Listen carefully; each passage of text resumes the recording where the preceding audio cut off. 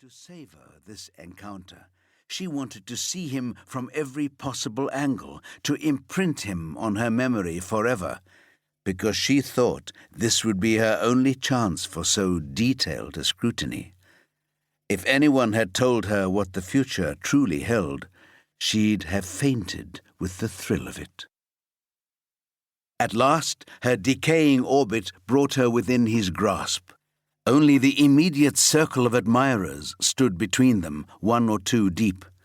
He locked onto her eyes, injecting charm into his gaze, and with a polite nod to those around him, he took a step towards her.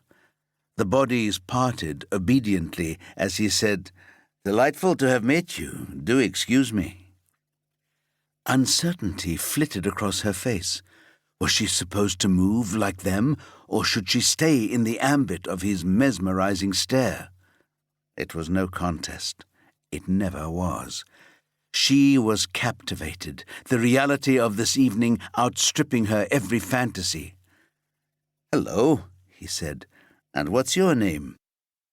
She was momentarily speechless, never so close to fame, dazzled by that spectacular dental display, all for her benefit. "My, what big teeth you've got," he thought. "All the better to eat her with."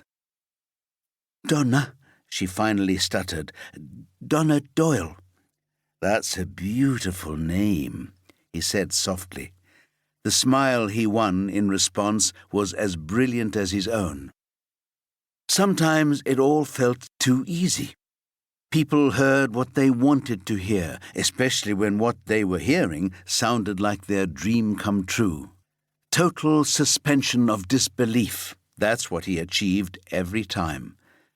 They came to these events expecting Jacko Vance and everyone connected to the great man to be exactly what was projected on TV. By association, anyone who was part of the celebrity's entourage was gilded with the same brush. People were so accustomed to Vance's open sincerity, so familiar with his very public probity, it never crossed their minds to look for the catch. Why should it, when Vance had a popular image that made good King Wenceslas look like Scrooge? The punters listened to the words, and they heard Jack and the Beanstalk, from the little seed Vance or his minions planted.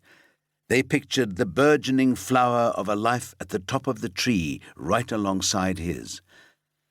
In that respect, Donna Doyle was just like all the others. She could have been working from a script he'd written for her. Having moved her strategically into a corner, he made as if to hand her a signed photograph of Vance the megastar. Then he did a double take so exquisitely natural it could have been part of De Niro's repertoire. "My God," he breathed. "Of course, of course." The exclamation was the verbal equivalent of smiting himself on the forehead with the heel of his hand. Caught with her fingers inches from his as she reached out to take what had been so nearly offered, she frowned, not understanding. "What?" He made a twisted little moo of self-disparagement. "Ignore me.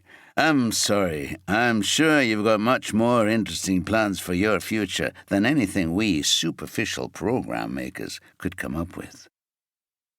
The first time he'd tried the line, hands sweating, blood thudding in his ears, he'd thought it was so corny it couldn't fool a drunk 1 sip from Catatonia.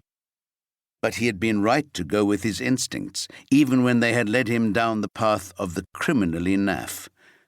That first one, just like this next one, had grasped instantly that something was being offered to her that hadn't been on the agenda for the insignificant others he'd been talking to earlier. "What do you mean?"